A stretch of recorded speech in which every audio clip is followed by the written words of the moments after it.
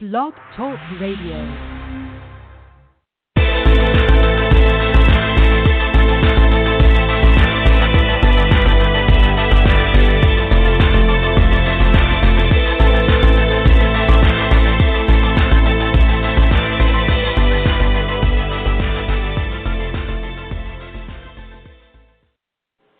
Hello and welcome to Virtues of Peace. My name is Hope Elizabeth May.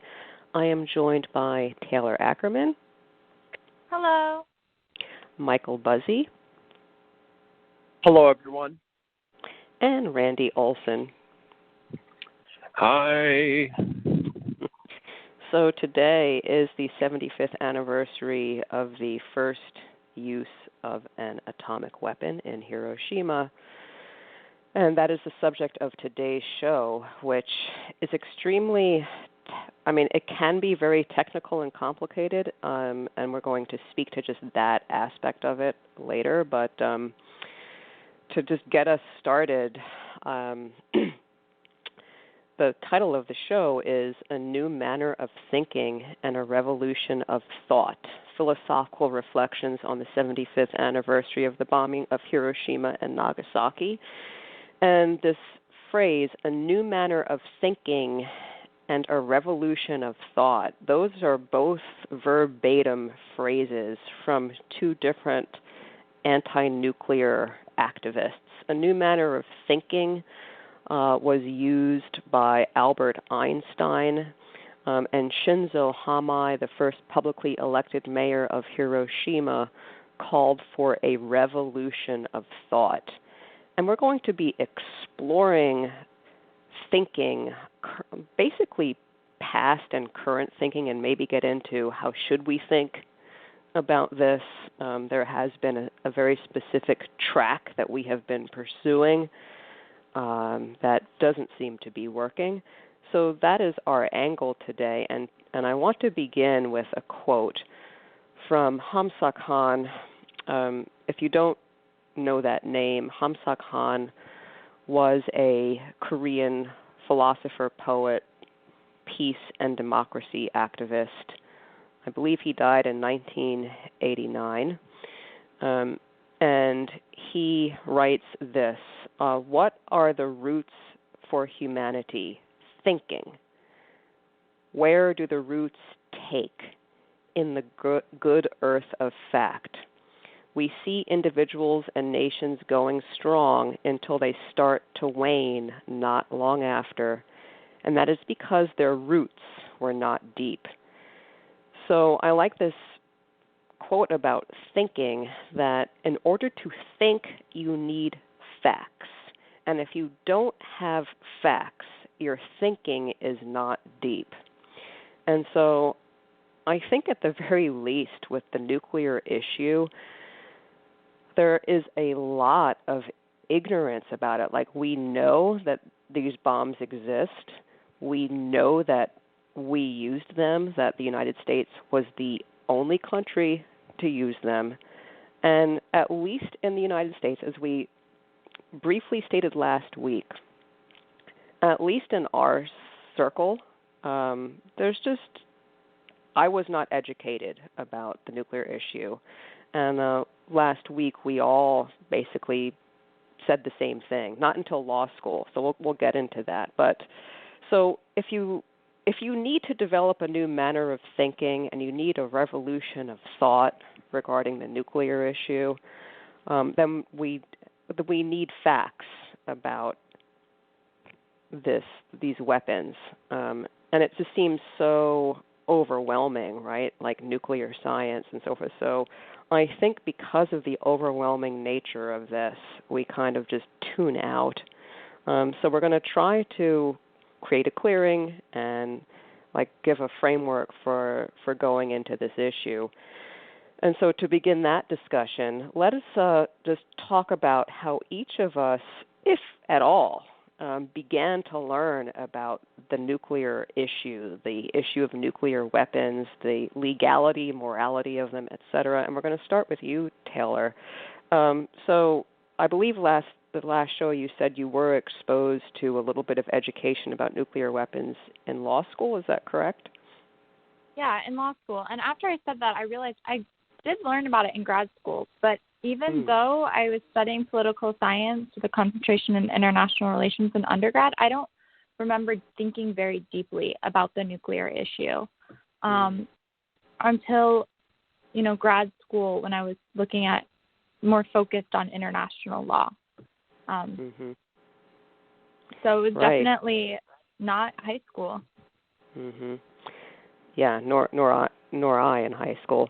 So you, and this is going to come up later, so it's sort of like through the lens of international law that you're exposed to the nuclear issue. Yeah. Is that correct? I would say so. Yeah. Yeah, and me. Yeah. Yeah, and me too. And that's like international law. I don't know if we've said this on the show, but it's definitely been said. In the United States, like if you go to law school, international law is not, an area of focus. And if you do study international law, it's typically through an LLM, so after you get your JD. So it's not stressed in U.S. law schools. Some of them, but not all of them. And most law schools in the United States are focused on, passing the bar exam, that kind of thing, and having a career in domestic law. But okay, so number one is this framework of international law is one way to get a handle on it.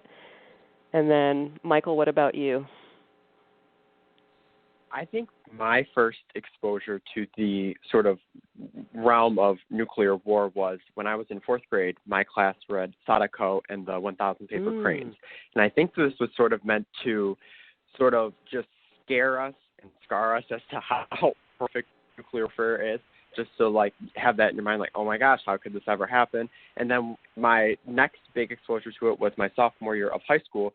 We read John Hershey's 1946 book, Hiroshima.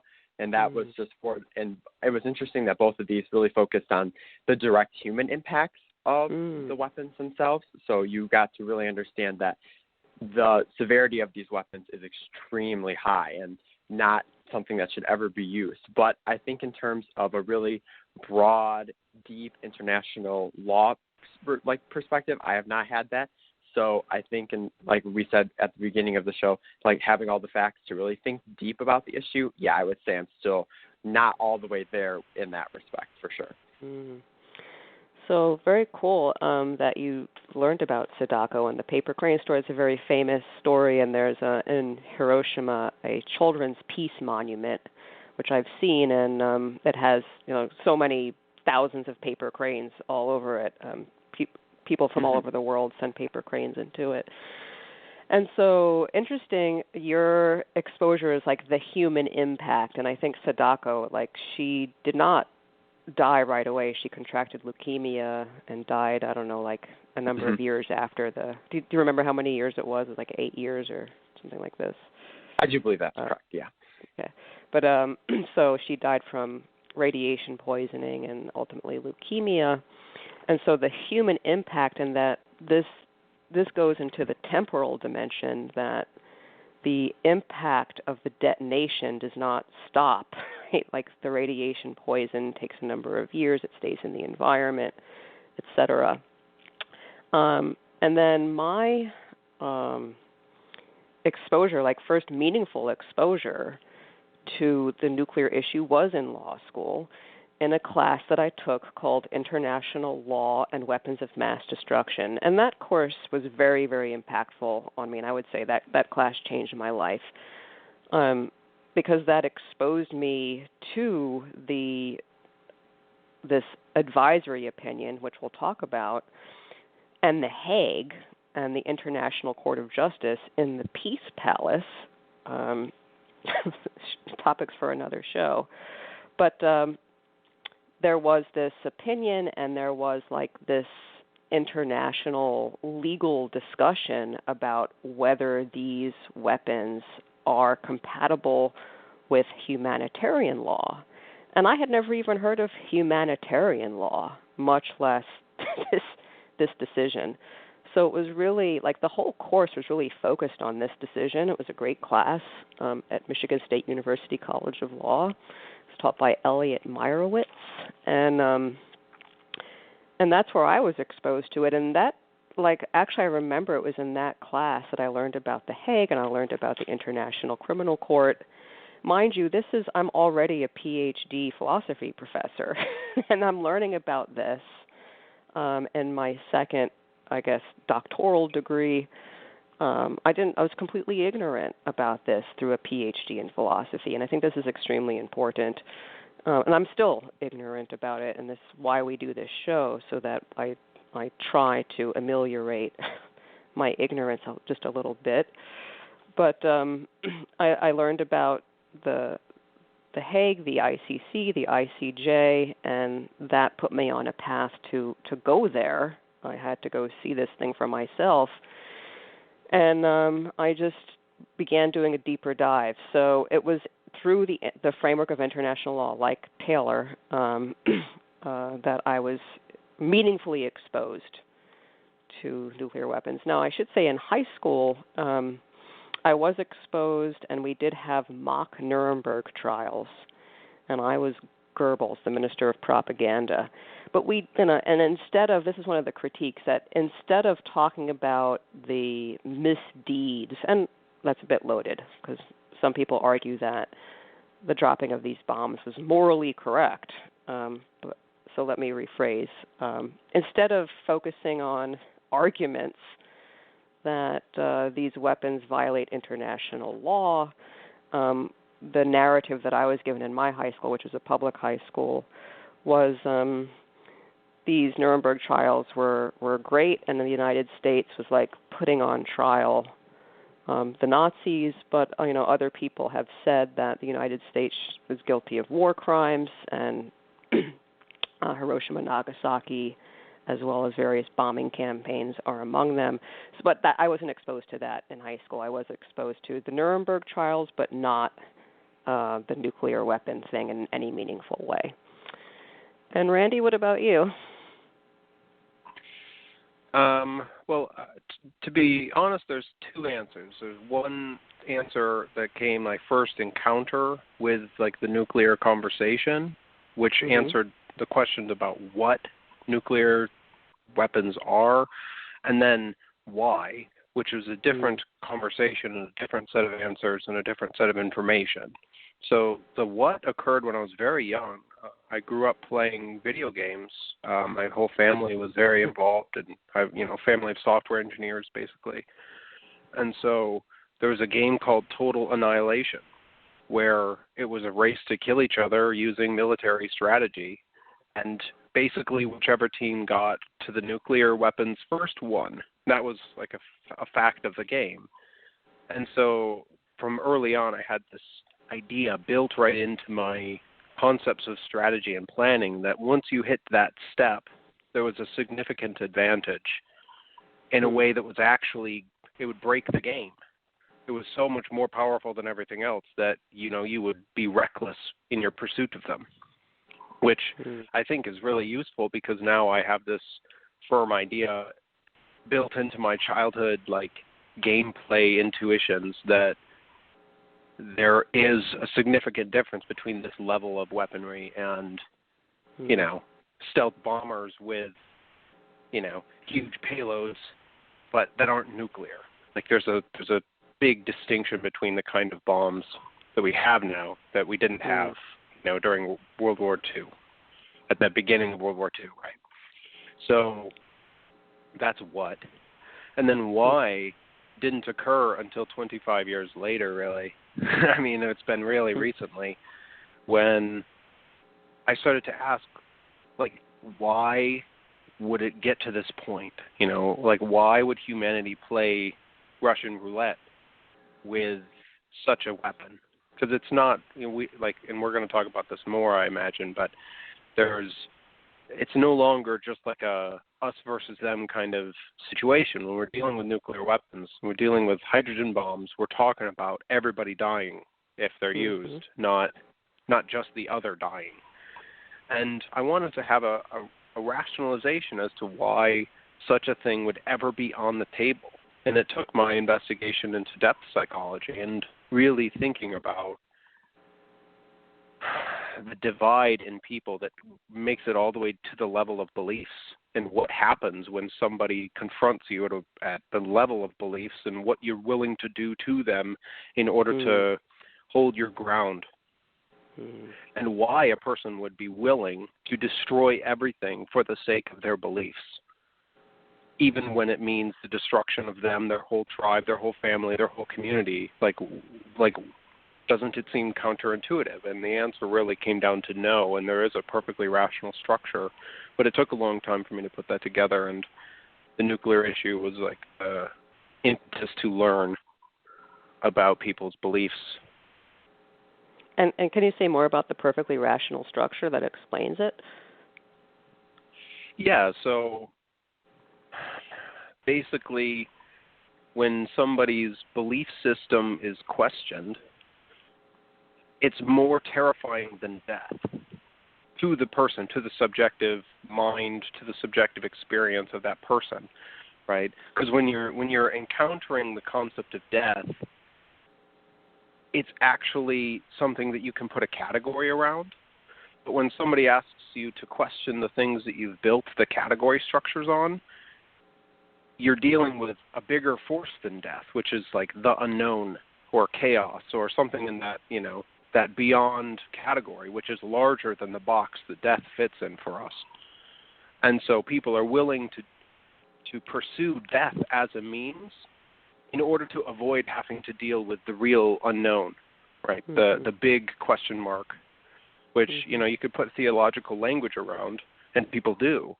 And then the second there's theological language used on that set of questions, you're in a religious conflict, you're in a battle to the death, and there's no way around it because both sides have God behind them, basically.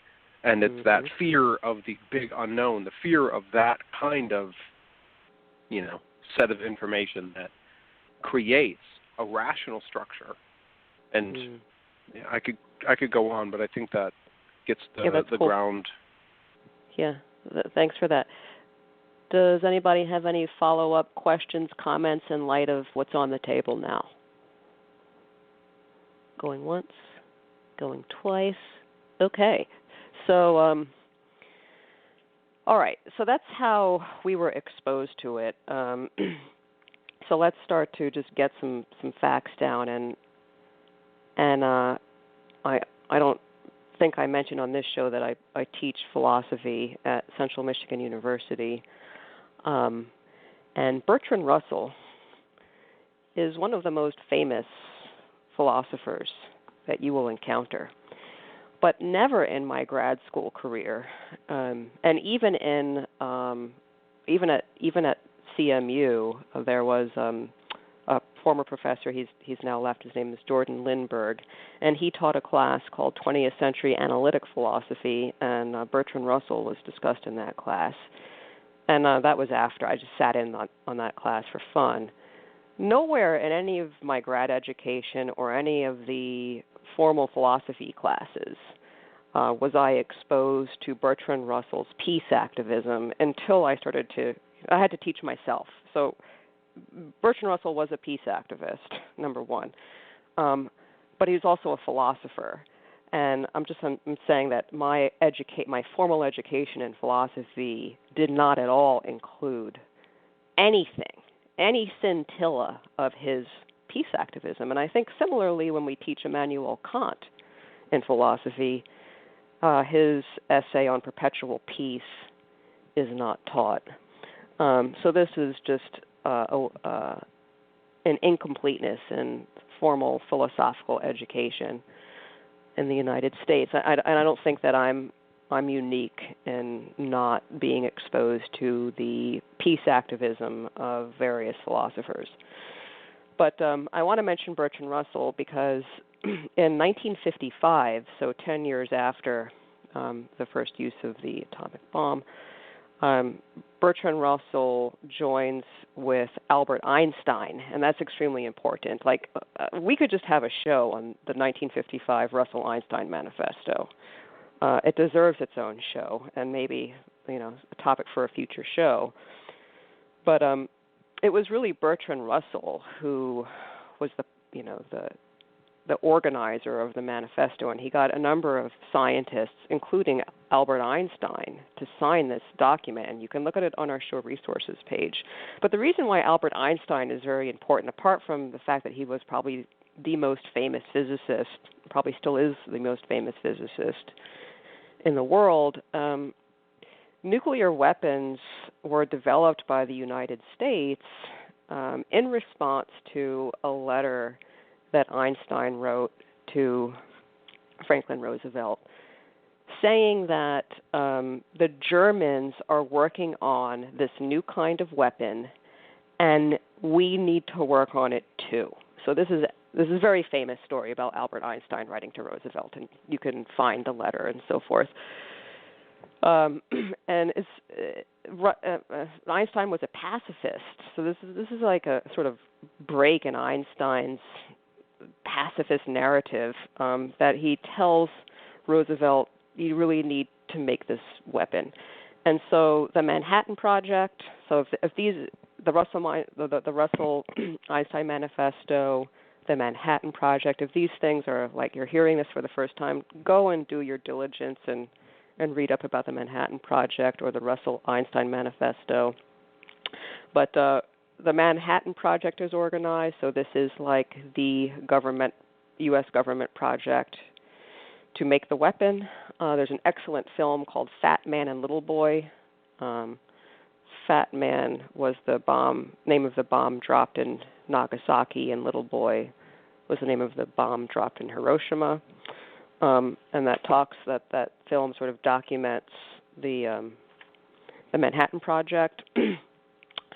But so we learned that Germany wasn't going to make this weapon. The technology was beyond them, and so we had this thing, and we dropped it on Japan instead. And I've been to the Hiroshima Museum in Hiroshima, and there's this display of documents, U.S. government documents, and one of them, which I have, if anybody wants me to throw it up on the show resource page, I'm happy to do so. But it basically says something like, this thing was so expensive to make, in the United States, that we have to use it to justify the expense.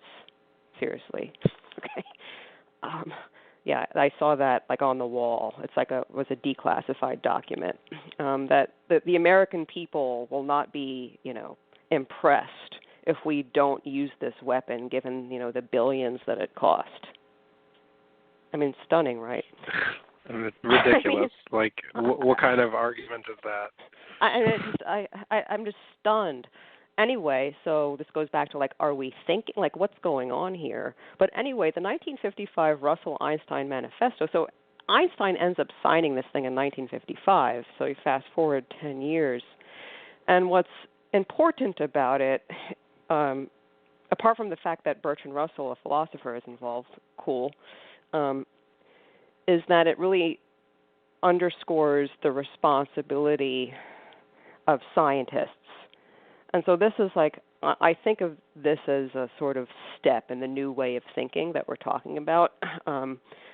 Let's talk about individual responsibility, and let's talk about how scientists, when they're engaged in their craft, need to be, sort of mindful of how their expertise is being used, and to be on guard if the government is paying them, right? So if the government is harnessing the science, this is sort of a call to be more mindful and to use science for peaceful uses. So this is where nuclear power comes in, that we can use this technology peacefully, and that involves nuclear power plants and so forth, which have had their share of accidents.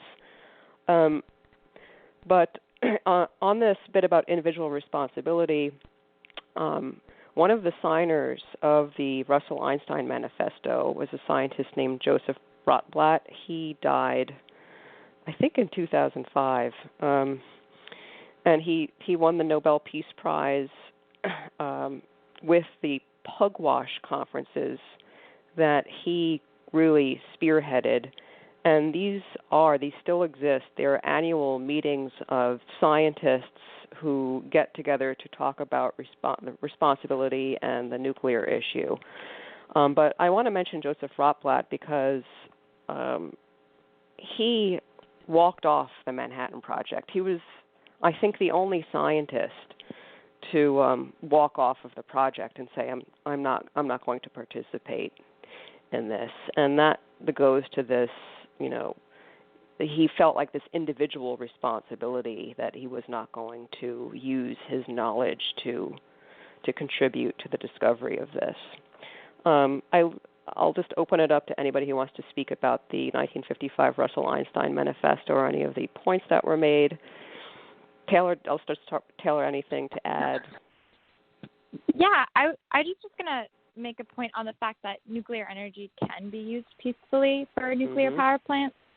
I've done a little bit of research on the International Atomic Energy Agency and how we've kind of organized around with different countries trying to use nuclear radiation for, positive things. And it's done a lot of good.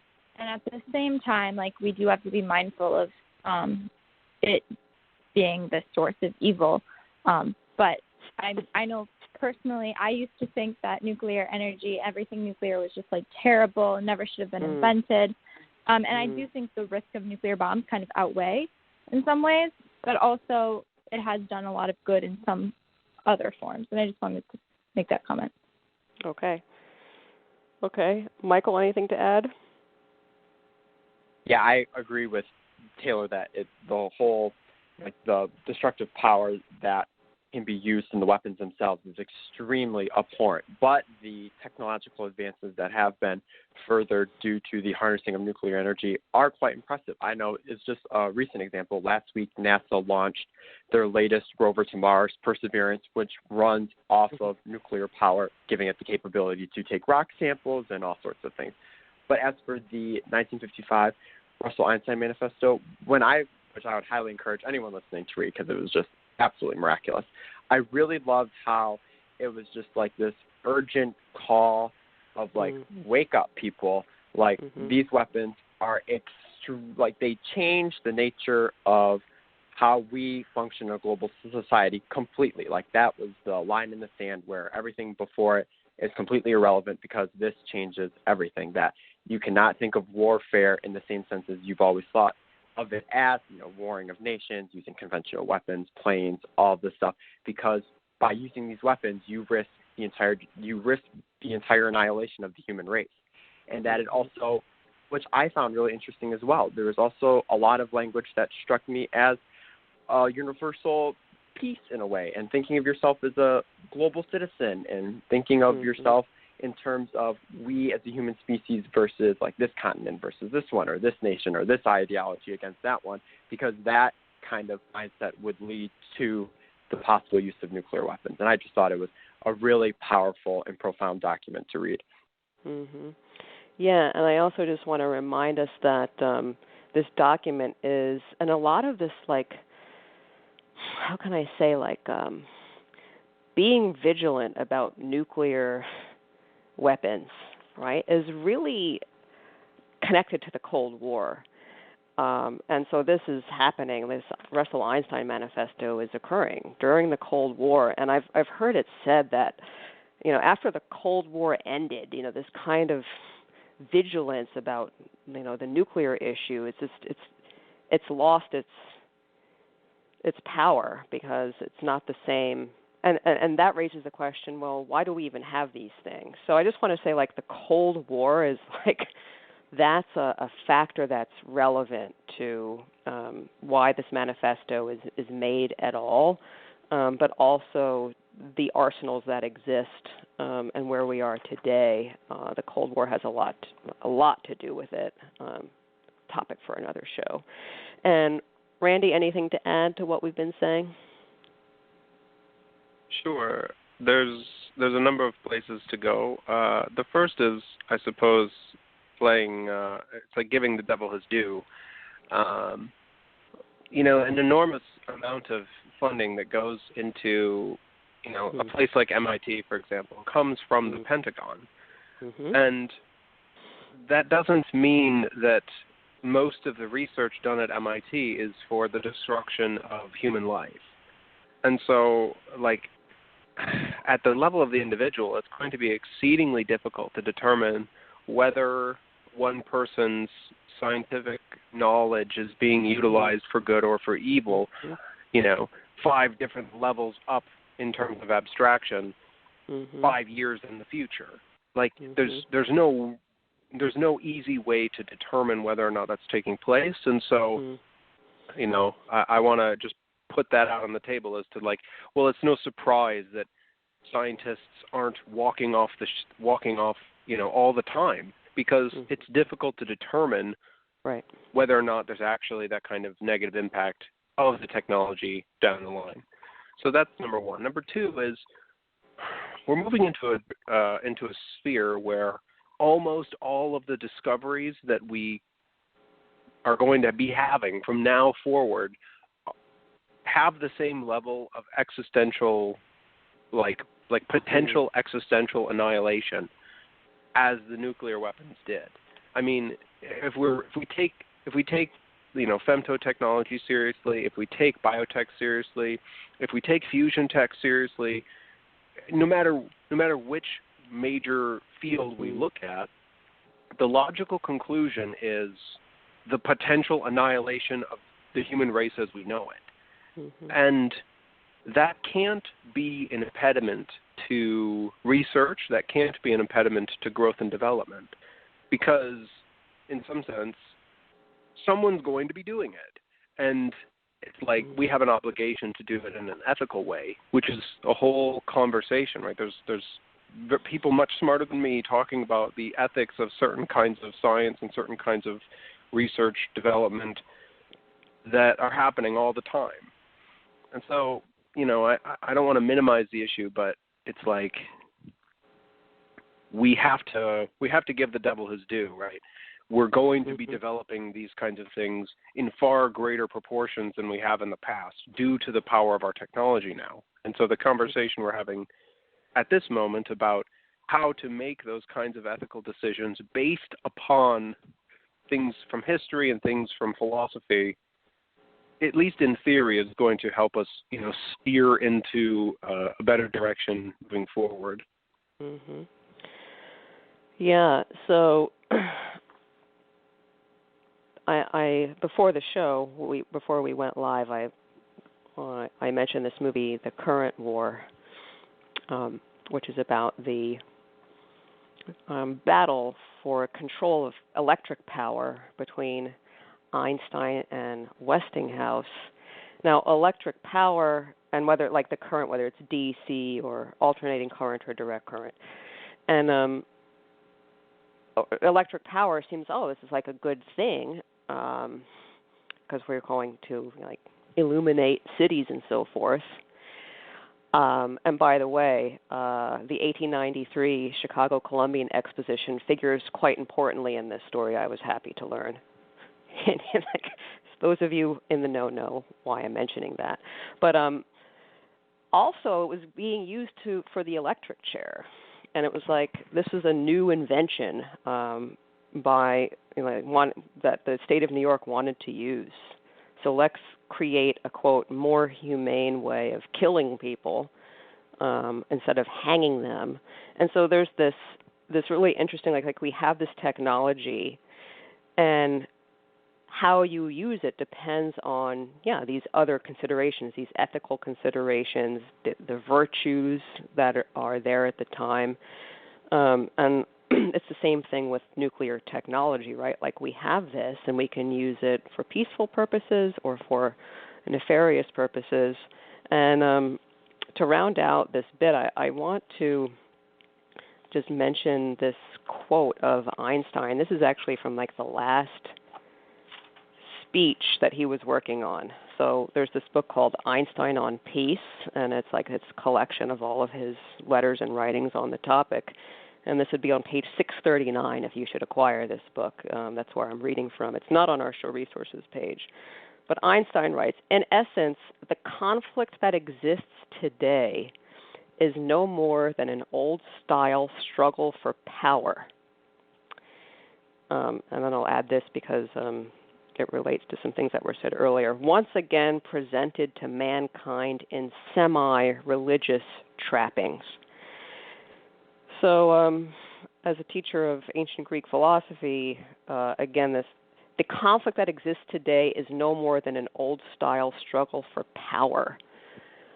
And one wonders, like, if this is really what's going on, and it's also about power,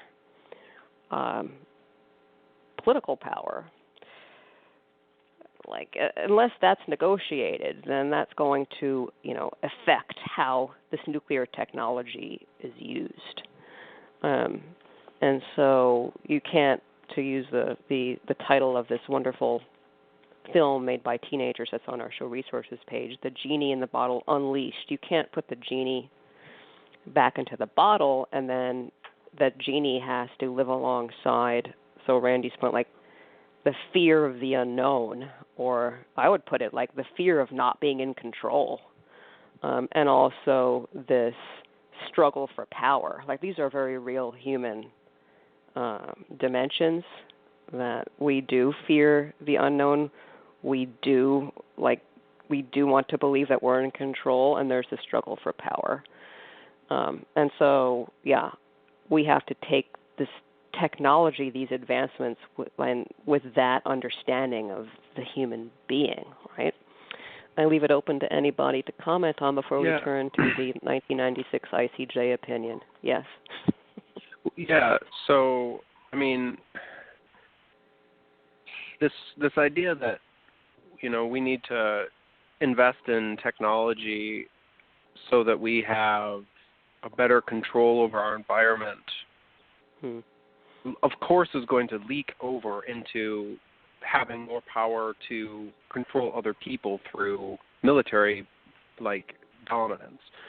Those ideas, unfortunately, are forever married, and we have to come to terms with that. And there's a similar danger where, in the progress, as we develop more and more advanced technology, the degree to which the disasters from unforeseen events is going to inevitably increase too, right? So, I mean, we can talk about some of the nuclear disasters.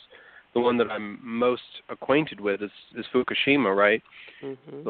The Fukushima accident, they had fail-safes built in, and the plant did shut down, but the plant shut down and then was not able to release the excess heat fast enough in order to not shut down in an explosive, devastating way. And so it's insane because they have these meltdown protective measures in place with an unbelievably sophisticated degree of precision that would be completely mind-boggling for any individual to try to comprehend.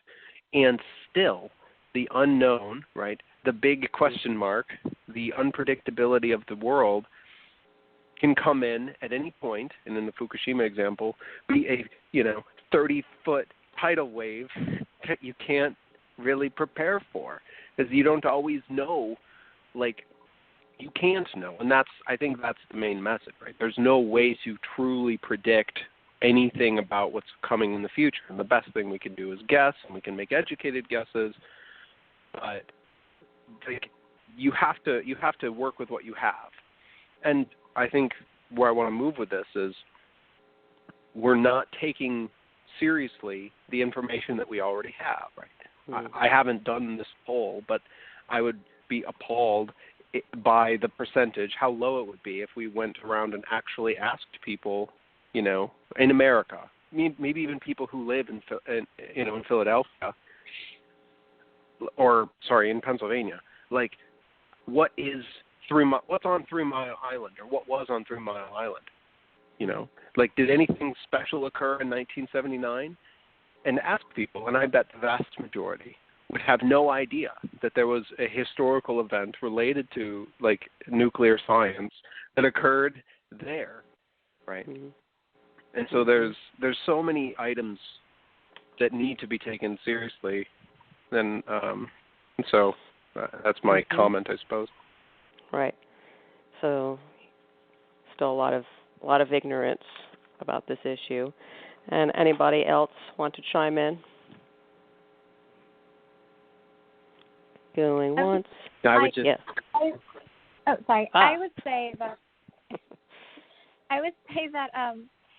going back to the IAEA, and I'm sorry to bring this up, but I think it really emphasizes, to your point about, the ignorance of each person, that we need international organization at the highest level as well, and that people are often unaware of what is happening internationally, and we kind of just trust our government to organize themselves. And I think it's important, although I think the IAEA is a really good organization, I think it's important that people, look at what kind of checks and balances are there, what kind of cooperation is there for these, when there's a nuclear disaster because a power plant gets hit by a, I think that there is this duty for us to look at what they are doing, so we can say, more specifically, we want these specific measures in place, or this isn't good enough. I think there is that moral duty to look into what is being done and how they are cooperating. Cool. So there's this duty to understand how we have organized the world. This is a theme that we've talked about in repeated shows, how we have organized the world around this technology and the peaceful use of it. And I'm going to play a clip about that after Michael, you had something to say as well. Yeah, I was just going to, if anyone's listening, it was sort of, not 100% sure about all this nuclear stuff, if they're looking for a place to enter the forest, I would highly recommend John Oliver's HBO series Last Week Tonight. On July 28th, 2014, he did an entire episode on nuclear weapons, and it's kind of jarring and sort of shell-shocking to get an idea of just how sort of fast and loose the people and the checks and balances that are meant to be enforced by the people who are supposed to enforce them. They really don't seem to care all that much about making sure that these missile silos are locked down, upgrading the equipment so you don't have an accidental sort of another third 3 Mile Island or Chernobyl sort of ordeal, and upgrading equipment so you no longer have floppy disks running the computers that control the nuclear weapon missile silos and all of that. And Taylor was saying, that personal accountability of sort of educating yourself to then realize that there's quite a bit of catching up to do in terms of making sure that we have as much control over these things as we possibly can, and then demanding the change be implemented, because then you are aware of what needs to occur. And what was the name of that HBO series again? John Oliver's Last Week Tonight. Okay. So that's and there's an episode from July 14th, did you say? Yeah, July 28th, 2014. July 28th. If anyone has access. Yeah. Cool. July 28th, 2014, John Oliver, Way to Enter the Forest and Get a Handle Over It.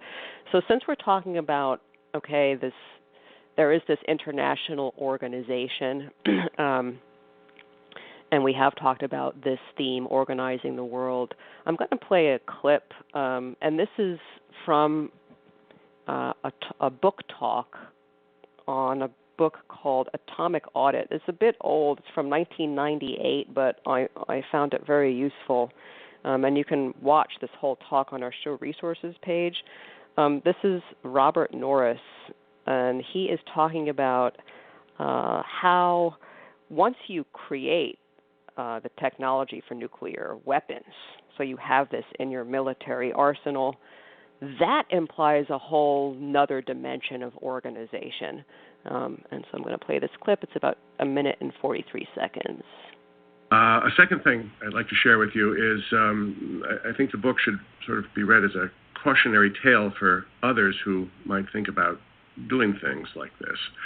And we have that right before us because in May, as all of us know, both India and Pakistan detonated tests in their nations and are at the threshold of making some very, very large decisions about whether or not to go forward with building a nuclear arsenal.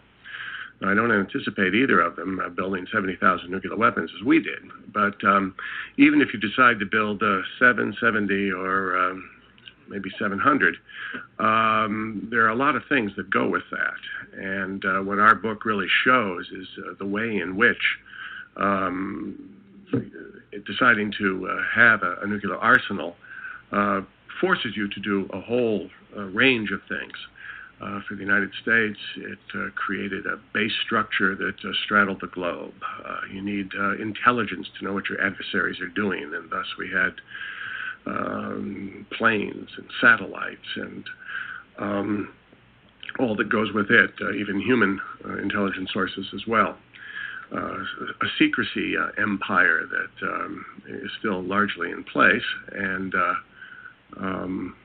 prevents others from examining what's going on. All of this and much, much more will be things that the Indians and or the Pakistanis will have to deal with if they decide to go forward and build an arsenal. And that clip is from 1998, and India and Pakistan did go forward and build arsenals. But we're not talking about that fact, and that will come up if we get to on this show, the Non-Proliferation Treaty and this decision in 2016 by the International Court of Justice. But the point there is that all of this other stuff needs to be created, to support the fact that you have these weapons. So, like, further organization is needed to support the weapon, and so the organization is on both fronts, right? So we have like this international organizing for peace, which we're about to talk more about, and then there's this international organization surrounding the weapon itself and being able to use it correctly, if that's accurate. But so we've been talking about the 1955 Russell-Einstein Manifesto a bit, and this little bit about individual responsibility of scientists. In 1996, and this is where I started to learn about this issue more deeply, as I said in the beginning, there was an opinion by the International Court of Justice, which is the court of the UN. So again, another piece of this international organizing. So the UN has its own court. It sits in the Peace Palace in The Hague. And this wasn't a bona fide decision. It's an advisory opinion. Keller, as you're a law student, do you want to say anything about the difference between an opinion and an advisory opinion, a decision and an advisory opinion? Yeah, so an advisory opinion is requested it can be requested by the General Assembly, and it's usually treated as like of legal weight, but it's not technically a binding decision, but it's treated as such. A decision in a case between two parties, so two states, is binding, legally binding. That pretty much sums it up. Yeah, it does.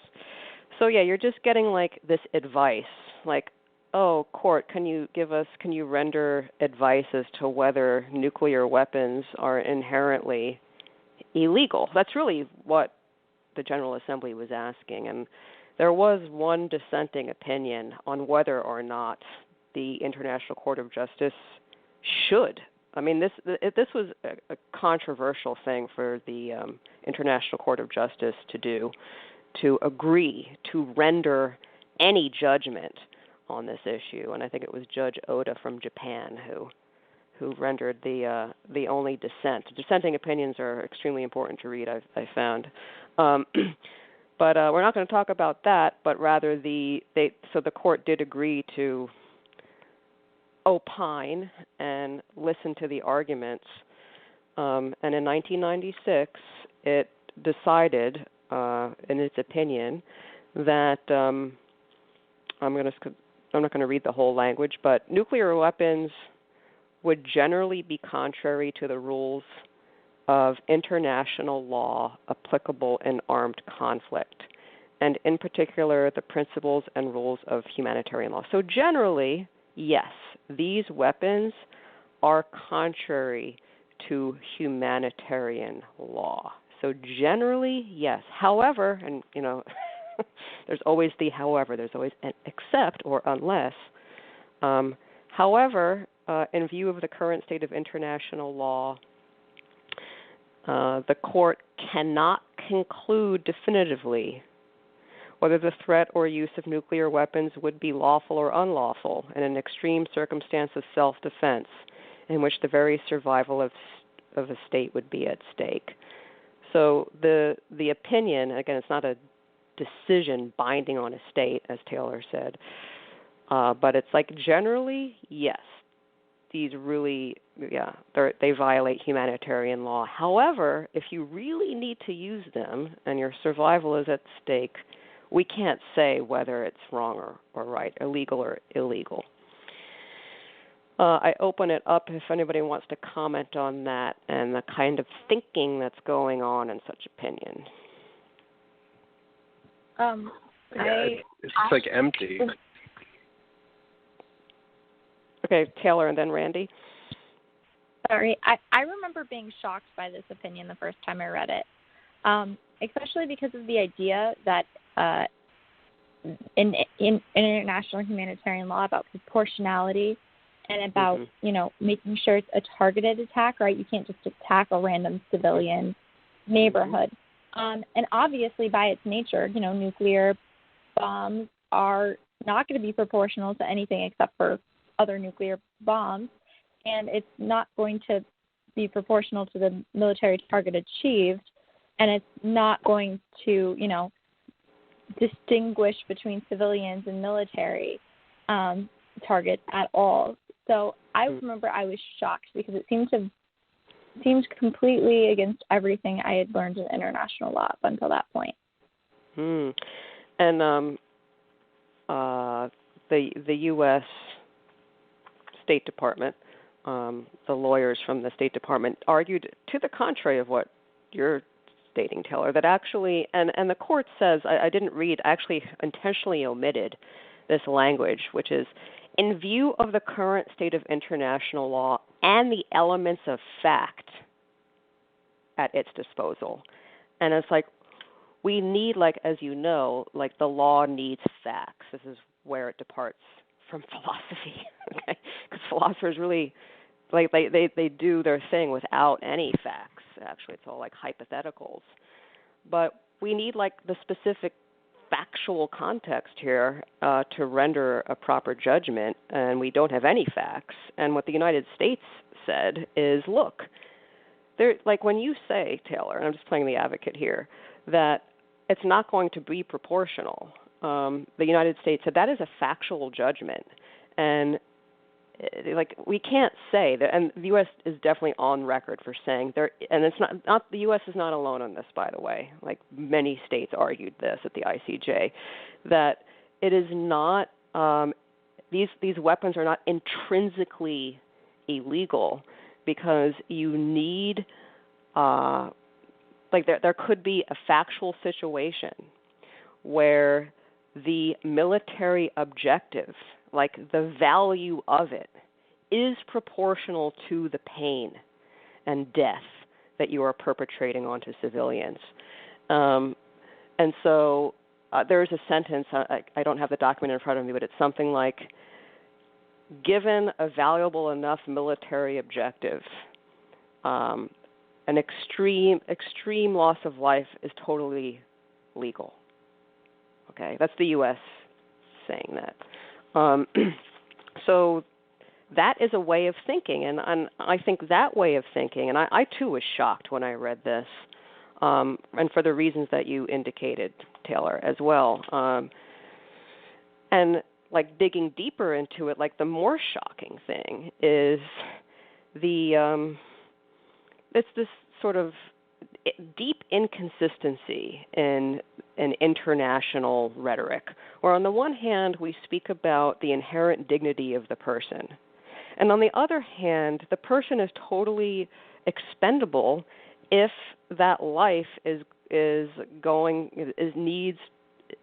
necessary to obtain this valuable military objective. So there's a utilitarian calculus, like we're weighing things. We're weighing lives against a military objective. And to me, that's totally inconsistent with any framework in which human dignity is front and center. I think that there's a fundamental inconsistency in how we speak about human dignity on the one hand and then, this military objectives on the other. And I think that eventually something's going to have to give way. And I just want to say, I think Kant is somewhat aware of that, because Kant is the philosopher of human dignity. He is not a utilitarian. He is not a consequentialist. And I think that the way that we speak requires that kind of framework, and we're not there yet. And I want to say that that's another new way of thinking, if you will. And I think that the path has been set insofar as human dignity is important, and who knows if it really is. But we speak as if it is. But I think that when you start to really analyze what that means, it's really not compatible with any government being able to say, well, yes, this military objective can outweigh even one life, but it is totally legitimate, right? Collateral damage is still an acceptable thing from armed conflict, and as long as that's the case, I don't know. That's why I'm shocked by it, and I shudder at the calling this law. Actually, I really do. I leave it open to anyone. Yeah, this idea that nuclear weapons might be acceptable in an extreme circumstance of self-defense where the survival of a state's at stake. How hard is it to make the argument that, well, everything that's occurring in a war where nuclear weapons are on the table involves the very survival of the state, and therefore all things are permitted? It took me 5 seconds to pull that together. So, I don't understand how we can really call this how we can treat this as anything to base our actions around. And I think that the same argument could eventually be used as a form of defense in the event that it was simply testing military technology, right? It's well, if we don't test our technology, we could be faced with a situation where we are unprepared for, nuclear weapon-based warfare in the future, and therefore the very survival of our state is in danger, right? And yeah, of course it's reaching, but it's those exact lines of argument that people do use to get away with things like this, that we eventually have to point to them and say, look, yes, you can make a rational case for this, but that doesn't mean it's the only rational case, and it doesn't mean it's correct, even if it's logically sound. Right. And Michael, anything to add? I, like the rest of you, was also really shocked to read the ICJ 1996 advisory opinion, just from the sense that, okay, even if you had, thinking of a military justification for using it, the weapons are just so monumentally destructive that even if you thought, oh, we'll just use it on this one specific military target, that weapon will easily affect everything else that's around that: populated areas, civilian industry, other neighboring nations who might not be involved in the conflict, and even the entire planet as a whole. Weapons are powerful enough where they'll go off, they'll radioize, all the radioactive particles will be jettisoned into the atmosphere. They will go around the planet, depending on where it is in the world and the direction of jet stream. That contaminates then completely other hemispheres of the globe. It's just, I don't understand. I thought, wouldn't the risk of utter annihilation of the human population, be grounds to make any nuclear action completely abhorrent and illegal when the entire annihilation of the human race is a possibility? I was completely shocked by it too. Yeah, so I second this. Like, we need a new manner of thinking and a revolution of thought, because this is just, this doesn't sit well. And also this thing, like, okay, if the very survival of a state would be at stake, North Korea can look at this, right, and say, well, our existence is threatened, and so we're totally, it's permissible to use this. Now, one way of reading this opinion is, and the United States has taken this line, that this is a political issue. It's not an issue to be adjudicated by a court. Okay, that this is for politicians and diplomats to negotiate in their meetings and so forth, and this is not about like legal rights and duties and so forth. And one way to look at this opinion is that the ICJ is agreeing with that line of thought, that we're just not going to we're not going to decide on this, but it's like it's an advisory opinion, so just go the whole nine, It's like it's not a binding decision, so speak your heart kind of thing. But and I think that there's some merit to this if you look more closely at what's happening with these international agreements. And I also want to say about like the testing. There's something called the Comprehensive Test Ban Treaty, which I haven't looked into at all, I confess, but I know that like it's a thing and it's related to the nuclear issue, and it hasn't been ratified. Okay, and so there's been this attempt to try to limit nuclear testing, but there's not binding law. Yeah, does someone know about that treaty? Well, I don't know anything about the treaty, but I mean, I can color in the justification, right? So, I mean, the ICJ has this opinion in 1996 that we've been talking about, but there was this other conversation at the ICJ in 2016 about what was going on at the Marshall Islands, dating back all the way to the 50s.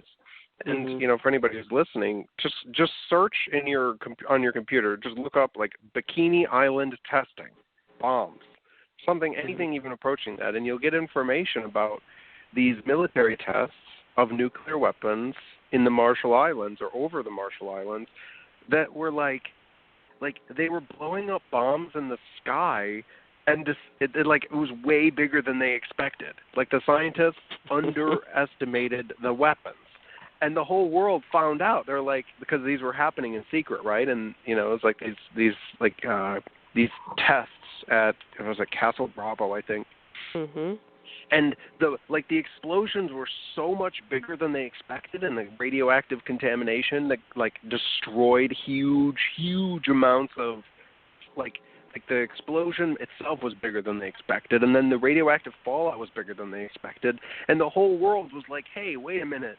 Maybe we need to think about whether or not it's okay to do nuclear bomb tests in the atmosphere, because there's a whole conversation about maybe this is doing things we don't understand. And that was in the 1950s, right? We're dealing with something that we haven't been able to come to terms with over 70 years later. Mm. Yeah. And we're going to talk about the Marshall Islands case in a moment. But before we turn there, anybody else with any loose thoughts that need to be connected? Going once, going twice. Okay, so you mentioned the Marshall Islands testing. And so just to retrace our steps, we talked about the 1955 Russell Einstein Manifesto. So this statement about the responsibility of scientists. Then you have the International Court of Justice, this court of the UN, rendering this opinion that basically says we can't say whether it would be unlawful if you need it in an extreme case of self-defense. And we're all sort of shocked by that thinking, if you will. So I think the decision was rendered in 2016 in the Marshall Islands case. They brought the case in 2014. And what's so fascinating, this is a fascinating case because the Marshall Islands is not seeking any kind of compensation or remedy, right, for the illnesses and the destruction to the environment that resulted from this testing by the U.S.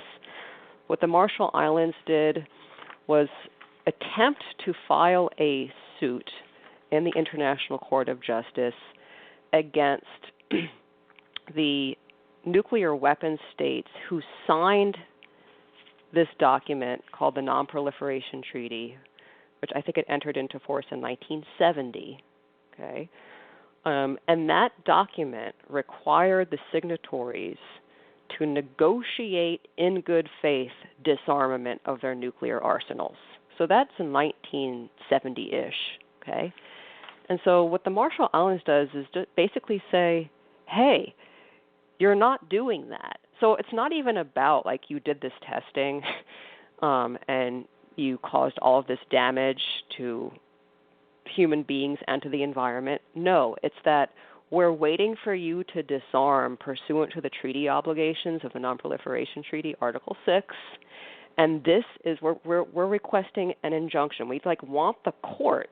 This is such a fascinating case. We want the International Court of Justice to make the nuclear weapon states negotiate disarmament because they pledged to do so in this treaty. That's all that the Marshall Islands is asking for.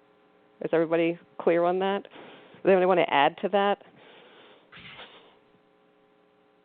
It sounds pretty noble, but no, please carry on. Anybody else want to chime in? Yeah, it is noble, and I it's second Randy. I third. And it's so just like someone do something and make these powers do what they pledged they would do. And what does the International Court of Justice do? I mean, and this it's just they say we can't even hear this case. We can't even hear this case because there's not an actual disagreement. And I'm leaving out some technical things. Like there was also at the ICJ, there were 3 countries that agreed to go in front of the ICJ and hear the complaint of the Marshall Islands. One was the UK, and that's the important one because the UK was a signatory of the Non-Proliferation Treaty. The others were India and Pakistan, who are not signatories of the NPT because they didn't have nuclear weapons when the NPT came into existence. And they were sued for violating customary international laws. It gets complex. Let's just talk about the UK, who did sign and did pledge to negotiate disarmament in good faith. The UK's argument, which the court agreed with, was, hey, there's no disagreement here because we didn't know the Marshall Islands like had this beef. And the court agreed. And there were dissenting opinions, so it was a 4-4 decision, and the president of the court had to cast the deciding vote. But the dissenters, made the point that what you're doing is really narrowly defining what a genuine disagreement is, and you're making it harder and harder for a country to seek relief through the ICJ. Because it's a very technical definition of disagreement. That is, formal petitions need to be filed, and there have to be, complaints lodged with the right state entity.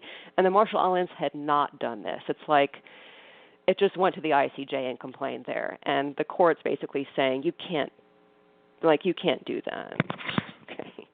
And so, again, the ICJ is sort of punting the decision and attempting, I think, to keep this issue in the realm of politics rather than international law. And this is the current thinking. This is where we are today. This is 2016. Anybody want to comment on the ICJ 2016 Marshall Islands quote decision? What strikes me about the issue around term what a disagreement is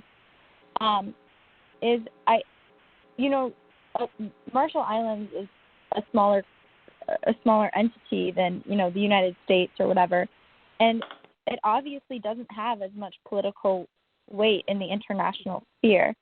And so really, like, international law is like a tool that smaller countries or countries that don't have as much geopolitical influence should be able to use to make their point, and to have be protected. And I think that the idea of getting rid of the term disagreement, when obviously a nuclear war would like impact everyone or every country on the globe, is kind of problematic and almost pushes like international law so far in the corner on a myriad of like many issues, not just nuclear power. Anybody else? Yeah, there's the layers of bureaucracy are showing the degree to which the courts are no longer really representing people in the way that they were originally intended to do. Because, I'm sorry, like, if we're going to think about nations as individuals for a moment, which there's a reason to use that framework, when two people disagree and are yelling at each other, it's pretty obvious when there's a disagreement. I've never seen two people who are in the middle of a real disagreement about a real conversation about something that was really important. I've never once seen that level of disagreement and been unsure as to whether or not a real disagreement was taking place, right? But conflict is very obvious. But I would just chime in with that. Like, sometimes people don't know what they're disagreeing about. They may be like shouting at each other, but they don't know that they just disagree on a definition of something, for example. Well, I think that, determining the actual epicenter of a conflict is absolutely part of a disagreement, right? I think that that's probably more often the actual cause of an argument than people realize. I totally agree with you. But that doesn't change the fact that there's a disagreement taking place, right? There's people screaming at each other. There's people whose hands are folded over their chest. Their arms are crossed, and they're all grumpy on their face. Like, you can see there's clearly a disagreement taking place.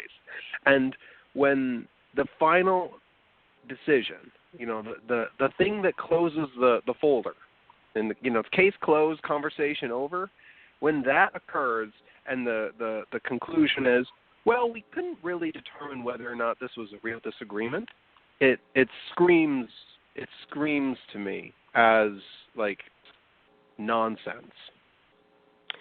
Well, I would say that it's not that they're saying we can't determine whether there's a disagreement. They're saying there is no disagreement. Okay, and so the disagreement, if you will, is between the majority and the minority in the court. So, like, one side says you need to have like this formal petition filing for there to be a disagreement that this court can hear. And they're not saying like there's no disagreement. It's just like the kind of disagreement that we can judge, that we can issue an opinion on, does not exist here. And the other side says, yes, it does. So there's a disagreement about disagreement, which, I just think that's fun. But yeah, and it's technical, but I think this is just a way of punting the issue again. That's how I read it. Yeah. I mean, it's like eventually somebody is going to have to address the issue directly and not sidestep it, not shift the goalpost, not move it down 50 years. Like, eventually we have to have these conversations as a species. And eventually we need to have the people who are in the best position that we can manage in order to adjudicate on an issue of this magnitude, say some things with substance. Like, eventually that's going to occur. And, in 2016 we said, we're not ready. But fine. But eventually it must occur. Like, there's an inevitability to this magnitude of issue that, can't be skirted forever. Okay, anybody else? Michael? No, I truly agree with everything that was said, and I agree with Randy. It just seems as we progress and as tensions increase between, I guess, for an example, between the United States and China, both massive economic powers, both nuclear powers, that eventually it will come to a point where these international adjudicating bodies will have to make a stance and say either yes, it's fine to do what, like, maintain these weapons, or no, there's just the ability to annihilate all of human life is completely contradictory to the advancement of the human civilization, and so no, these weapons cannot be maintained for war purposes. All right, we've been going for over an hour, and we're not completely through the outline. I do want to play one clip that is that helps with this conversation, I think. And it's like we've been talking about the ICJ and international legal instruments, powers, if you will, in dealing with the nuclear issue. And we didn't really talk about the Non-Proliferation Treaty, but the conventional manner of thinking, if you will, is that we need like this international organization, international agreements, treaties, and so forth, and this is really the proper way, the proper means to denuclearize. Now I'm going to play a clip. This is also Robert Norris from that same book talk from 1998, which is on our show resources page. He's not the author of Atomic Audit. He's a contributor, and he's like a pretty famous anti-nuclear intellectual in the United States. And so here he says something very interesting about another path to denuclearization that we haven't talked about. This is about 3 to 4 minutes, and then we will come back and wrap up after this 3 to 4 minute clip.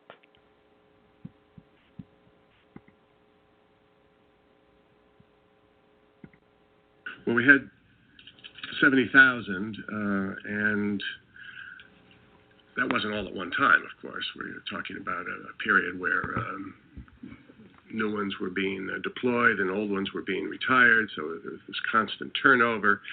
And at the peak period, which was in the late 60s, about 1967 or so, there were at one time about 32,000 in the arsenal at the same time, which is a staggering number of about 3 dozen different varieties and in hundreds of places around the globe. And so I think we also need to ask ourselves, well, why did we get rid of so many over the years? And here I think is another sort of sub-theme in the book that I think still remains to be written about. Steve talked about the inter-service rivalry, which was a stimulus for driving the different services to want nuclear weapons. And that was certainly the case in the 1950s and 60s and probably into the early 70s.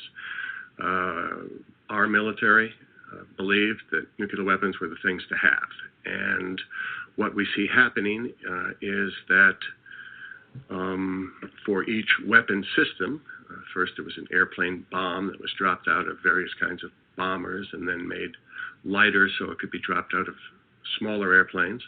And then a whole host of missiles came into being. As weapons got smaller, both in weight and size, many more applications were possible, and the Army, the Navy, the Air Force, and the Marines all wanted them. And so this caused this dramatic increase in the numbers through the 50s and 60s.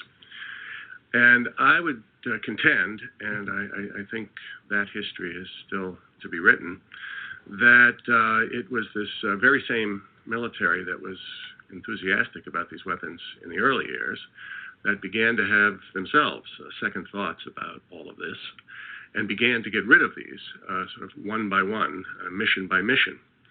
And so what we have in the 70s and the 80s is reductions of the arsenal, elimination of certain types, and now we're down to a kind of a core group of about 10,000 that are left of about half a dozen or 7 or 8 different kinds. But some rather remarkable things have happened over the past decades, and it's been accelerated by the ending of the Cold War. The Navy, if we discount the ballistic missile submarines that still are there, and a few Tomahawk cruise missiles, don't have any other kinds of nuclear weapons. They've eliminated 4 or 5 different missions. The Army doesn't have any nuclear weapons anymore, nor does the Marines. And the Air Force only has missiles and bombs for various aircraft. So looking at that side of things, we see that the military has been very, very instrumental in, far more so than arms control treaties, I would contend, in getting rid of thousands of nuclear weapons. So there you have it. He argues that the military is really the more successful agent in denuclearization and rather than international treaties. I don't know how to evaluate that claim. I thought that was a very interesting insight, and I just throw it into the conversation. Anybody want to respond to that? We're going to be ending soon, so if you don't have a response to that, anything else that's hanging out there? Taylor? Yeah, I think it's important to recognize that there are so many angles that we've discussed to come at this issue, or to look at this issue, to enter the forest. And I would just recommend that everyone look into this a little bit further so that they can see it themselves and take advantage of the show resources, because this is probably one of the biggest issues of our time, just because of the existential crisis it poses. Yeah, and on our show resources page, there's a link to the William Perry Project, and this was created to educate the public about the nuclear threat. And there's a lot of great resources on that, podcasts, as well as a course offered through WebEx, where William Perry himself is teaching at Stanford University. So there are a lot of things that you can do. And so, yeah, you can start with the show resources page, and if you want, the William Perry Project is there. Cool. And Michael, anything? One quote that I came across from the astronomer Carl Sagan that I felt really put into context the sheer futility of nuclear weapons in the modern age. And I'll read its quote: "Imagine a room awash in gasoline, and there are 2 implacable enemies in that room. One of them has 9,000 matches. The other has 7,000 matches. Each of them is concerned with who's ahead, who's stronger." I just felt that really puts into, at that point, the world, being the room awash in gasoline, it doesn't matter how many matches you have. If each side just has one, that's more than enough. That'll do the damage that will be intended, and even then some. The entire room will go up in flames, and that'll be the end of that. And I completely, like Taylor said, this is an extremely important issue of our times, and I would encourage everyone to educate themselves. Like you said, Hope, there's tons out there to read, research, look at these important international decisions, look into the international organizations, look at what your government is doing in terms of making sure their nuclear arsenals are in check, what programs are in place to ensure that there are safeguards against the record of the ability to make sure nuclear accidents do not occur. And I definitely think that would go a long way in allowing the people to then have facts to stand on to then demand change for a more safer world. Cool. Randy? Well, the main thing for me is, for everyone to ask themselves very seriously how we got to this point, and ask whether or not there's a coherent story, because making that coherent story part of the individual consciousness of Making that complete narrative part of you is going to reveal some things. Even the attempt of it is going to reveal where, you have some gaps. But then, furthermore, ask yourself how a person might get to a point where the destruction of the entire human race would be an option that's on the table. And the awareness that that's on the table as a rational choice that someone might make, because that's been the state of the world for more than 70 years. And, it's not an accident. It's not a fluke. There's teams of people on both sides who are very, very well armed, who have thought about these things very hard for a very long time. And it's not arbitrary. And the disagreement is a real one. And it's built on a theological landscape. And the question is, what is that landscape, and how do we leverage it for the betterment of the world instead of the destruction? And I'll just say, as we close out this show, and maybe we'll come back and continue to discuss this, because we didn't get through the entire outline, and there's a lot to be said about the treaty on the prohibition of nuclear weapons, and also the new strategy taken by the United States, which is a separate track from the Non-Proliferation Treaty. And I think that deserves some discussion, so perhaps we'll come back and discuss those things some more. But I do want to say, we've talked about there's a duty to educate yourself about this very important issue, and there's a lot of ignorance about it. And for the past 7 weeks or so, we were talking about the Korean War, and it's the forgotten war. And isn't it curious that, there's the forgotten war, and then there's this issue, and they're together on the Korean Peninsula with North Korea. It is the issue. And I also want to say that this is not only the 75th anniversary of Hiroshima and Nagasaki, it's also the 75th anniversary of the UN. And the UN, the UN Charter, the preamble talks about we need to organize the world for peace, and the International Court of Justice is part of that. And that machinery was, we tried to use that to meaningfully address this issue, and it hasn't worked. That doesn't mean that there are not, so there are judges at the UN, and I just want to call out the judge from Brazil, and, I don't know if I'm pronouncing his name, but Antonio Cansado Trindade. I don't know, Taylor, do you know of him? Have you heard of him? Justice or Judge Trindade. But I'm not sure how to pronounce his name. Okay. Well, he's the judge from Brazil, and he did issue a dissent in the Marshall Islands case, and he's one of these. I've mentioned the humanization of international law, and he's like one of the card-carrying members. He marches under that banner, and he's really trying to get the international legal framework to be more attentive to individuals and to, as you said, Taylor, smaller states. So there are dissenting opinions, so pay attention to those. And I think that's all I have to say.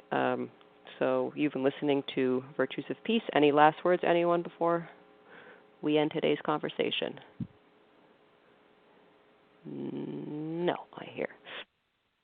Okay, so have a great weekend, and until next time, bye.